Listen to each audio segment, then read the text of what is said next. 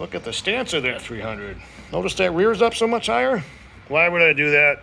How did I do that? Well, I used magic.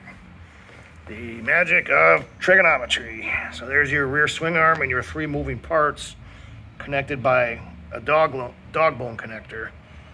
Different lengths of them adjust the ride height of the rear. And yes, that's the exact opposite of a lowering link. So this is a Lust Racing 1.4 jack-up link, it's called. It's a UK company, you can look them up. And that pretty much raised the rear of the bike almost 1.5 inches for me. So let's cover why I would do that and who this is for. But this is very important. There's a few scenarios that all have to line up here for this to work for you. So one, this is a budget dual sport. Is this the correct way to do your suspension? No, it is not. The correct way would be to buy the aftermarket springs for your weight. If you are looking for a video on that, there's a channel on here called Derek Dual Sport who covers everything on it. Awesome channel, good information, love it. Anyway, if you are a big guy who plans on keeping the OEM suspension and you ride hard terrain and you are keeping these Dunlop D605s, or you are running 50/50 dual sport tires, because after all, this is a dual sport. So, back to the weight. Bonus points if you are a big, tall guy like I am. I am 6'2", 220. I love the feel of this bike now. What this is doing is adjusting your weight distribution. It's called sag. If you've seen my other videos, you've seen me beat to living death this topic, and important it is for how your bike handles, especially off-road. So, if you know anything about this, these rear springs are sprung for guys about 150 to 180. Us dudes sit on this and it sinks. So now we don't have any weight on our front tire. This raises that back up. However, this 1.4 is actually too much to get perfect weight distribution for me. However, I like that. I have an enduro background. I used to tinker with this stuff all the time. Another important scenario is where you ride. I ride this in hard terrain. I am in the upper Midwest, northern Wisconsin, upper Michigan. We have rocks, grass, dirt, light sand, tons of logging roads. Me wanting to keep these Dunlop D605s because 2/3 of my riding is back roads and dirt roads. These tires are awesome for that. However, everybody will whine about them off-road. But with this setup, with me being weight heavy on the front and adjusting your air pressure when you get to the off-road areas, really makes these things hook up well in hard terrain. Now let's cover that. This is a horrible idea if you ride any kind of soft terrain, deep sand or mud.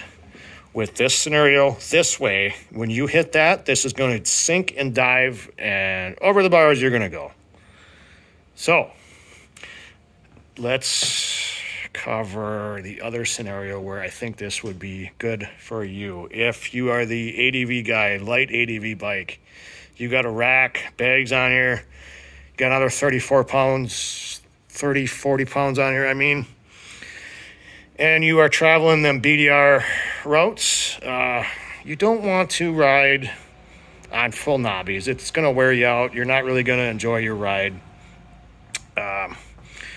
With your weight distribution being so far off, if you hit wet pavement or with the bike loaded, and a lot of you guys probably see this too on gravel and dirt roads that the front end's wandering, it's because you don't have any weight on the front. Now, if you wanted to pick up these and just put them in while you are loading this down like a pack mule, that's an excellent idea. Now you can run your 50/50 tires, which are good for most of the terrain you're riding, and you don't have to worry about that front washing out so much on normal terrain. Again, this isn't good for a light person who rides soft terrain. So I picked this up in late 23. I had this link from a previous KLX, threw it in. I got 1 month riding October, northern Wisconsin on them logging roads. I just burnt up 800 miles on it. It was awesome. I had a blast. I was riding very, very fast for these tires because my front end was glued. Again, I was adjusting the air pressure. I had 12 in the front, 10 in the rear. You can get away with that on these bikes. That doesn't have enough power to rip the valve stems off without rim locks. Now, when I was out west, December, I took a trip to Arizona, New Mexico. This was horrible. So I didn't know what to expect since I hadn't had this bike out there with this setup yet. But I did a lot of road riding, which was great. Saguaro National Park, in and out of Tucson. There's a lot of desert there. I used to ride desert, so I hit that, and wow, as soon as I hit any soft stuff, I almost went over the bars a few times because that front end platting, and worse. So I didn't want to adjust air pressure too low for being in the middle of nowhere by myself, riding fast on rocks. So I kept these at 15. If I hit a rock with that rear, boing, holy fuck, was that bad. Anyway, I don't think it was worth taking out for that one little trip I did. However, I think this would be a super easy thing for you guys to do with your ADV setup, with your rear loaded down. It's really easy to set up, or put in, I mean. You're just getting the bike up on a stand, even a pail, get the weight off your swing arm, undo them nuts, pound out the bolts, put the new ones in, voila. So there's a few other benefits of this. So if you see this bike on the kickstand now, you'll notice that's tilted a lot farther to the left. That's because that whole thing raised up. You're sitting farther that way. The setup with the OEM dog bones with just a hair to the left. If the wind's coming, your bike's going to blow over. I would be afraid to park that facing that way in a windy area. 2, now again, me having a heavy enduro background, this feels so much better having that rear re-up. Probably 35, 36-inch seat height with our normal off-road bikes having like a 37-inch seat height. And again, me being tall, 2, this foot isn't smashed on the ground from sitting down on it again.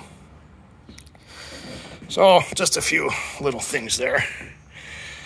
The price of that was, I think I bought it like 5 years ago. I think it was 89 bucks, which again, if you were going to do your springs, you're probably going to be $400 or $500 at least. And again,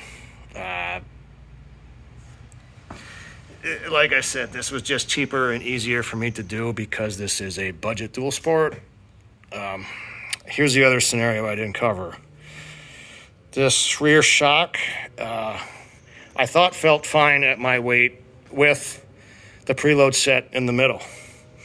So if you were going to adjust your sag on a proper bike with the proper rear spring, you would tighten that. That would raise you up to get that scenario. However, I've had 3 of these KLX, and every time I tightened that rear spring, I hated how the rear shock felt. With it in the OEM setting, right in the middle, I liked what I could do with just clicker adjustments. So at my weight, with just 1 click harder everywhere, I think is fine off-road. I run 2 clicks harder on all 3 adjustments. If I'm riding fast, hey, it works good. The suspension on these are actually pretty good for this price of this bike. Anyway, I think that basically covers everything I wanted to say. Again, let me cover this.